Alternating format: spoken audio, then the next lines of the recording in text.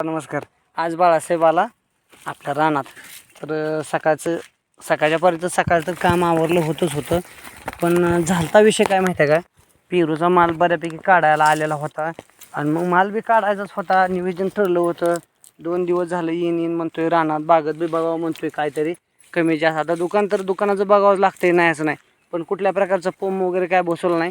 आणि सगळ्यात महत्त्वाचं काय केलं तर ह्याला आपण फवारणी वगैरे ज्या काय घेतलेल्या त्या ओरिजिनल दशपर्णी वगैरे याच्या बनवून औषध बनवूनच घरच्या घरी सगळं जे काय करायचं ते म्हणजे नैसर्गिक पद्धतीने 99% नैसर्गिक पद्धतीने बनवण्याचा प्रयत्न केला होता आणि तसंच बनवलेलं आहे. मालाची क्वालिटी बघा, माल पण एकदम म्हणजे चांगलाच आहे, काय विषय नाही. फक्त एवढंच की ह्याला कुठल्या प्रकारचं औषध वगैरे मी काय लय सोडलं नाही. त्याच्यामुळे लय मोठा जो पेरू व्हायचा तो काय लय मोठा झाला नाही. आणि नशीब एकच, एवढं टेम्परेचर आहे तरी पण काय उन्हाचा चट्टा बऱ्यापैकी काय फळाला येतोय बरं का, नाहीच नाही. पण उन्हाळ्याचा दिवस आहे तर त्याच्यामुळं काय माहिती आहे का, पुममध्ये जर हा माल अडकवला गेला तर ते काय होतंय, त्याला प्रॉब्लेम यायला बघते. मग ते फळ गळते या, मग ते आतमध्ये नुकसानच ना. मग त्याच्यामुळं काय विचार केला, म्हणलं बाबा पुम काय लावाय नको, जरा टेम्परेचर आता ह्याचा शेंडा हाणून घ्यायचं डोक्यात आहे. ह्याचा शेंडा हाणून घेतला की वर सिटिंग होणारच आहे, त्यात काय विषयच नाही. आता बऱ्यापैकी सगळा माल टोटल ही माल तर तयारच झाला. आता ही माल काढावंच लागणार आहे. मग आता सध्याला मार्केट लेवल आहे, काही ठिकाणी 42 आहे, 45 आहे, अशा प्रकारचं सध्याला तर रेंज आहे. मग डोक्यात काय विचार आहे की बाबा जे काय ह्या फळाचं जे काही पैसे होत्याला तीच पैसे पुढच्या मालाला, हे अशा प्रकारचा माल चांगल्या क्वालिटी आहे, काय सुद्धा विषय नाही.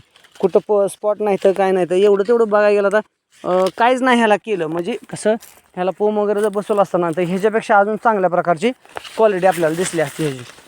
पण आपण ह्याला 99% भांडवलाची थोडीशी कमतरता असल्यामुळं ह्याला काय लय असं मी पोम वगैरे लावायच्या काय भानगडीत पडलो नाही.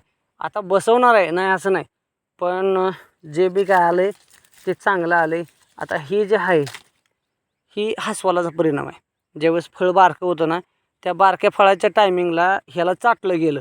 हे चाटलं गेल्यामुळे ह्याला जे काय वर्ण ह्याचं जे काही आवरण आहे हे पूर्ण खाल्लं गेले त्यानं, त्यामुळे हे खराबच आहे. मग मी म्हणतो भले असं काय 2-4 पेरू निघतेलं खराब, पण बाकीचा जो काही चांगला माल आहे ह्याचंच आपण भांडवल तयार करून ह्याला पुढल्या वेळेस पोम लावायचं 100%. पुढल्या वेळेस म्हणजे ह्याचं सेटिंग आता होणार आहे पावसाळ्याच्या दिवसामध्ये. ह्याला 100% पेरूला 100% ह्याला आपण पोम बसवणार आहे. पण जर भांडवल जर कमी असेल तर थोडक्यातनं असं पण जर केलं तरी पण काय हरकत नाही. पण असं पण तुम्ही करायला शिका. आणि स्वतःची बाग आहे, आपल्याला ते आनंदच आहे. थोडंसं सगळं झालं तर पण बऱ्यापैकी फवरून घेतलं आहे.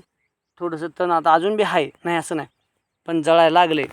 आणि गर्व एका गोष्टीचा आहे की दुकान सांभाळतोय आणि दुकान सांभाळून पण रानात बी लक्ष देतोय, रानात बी काम करतोय, घाम गाळतोय इथं बी. त्याच्यामुळं बघणारे लोक नाही ते हो, ते आपलीच माणसं आहे ती.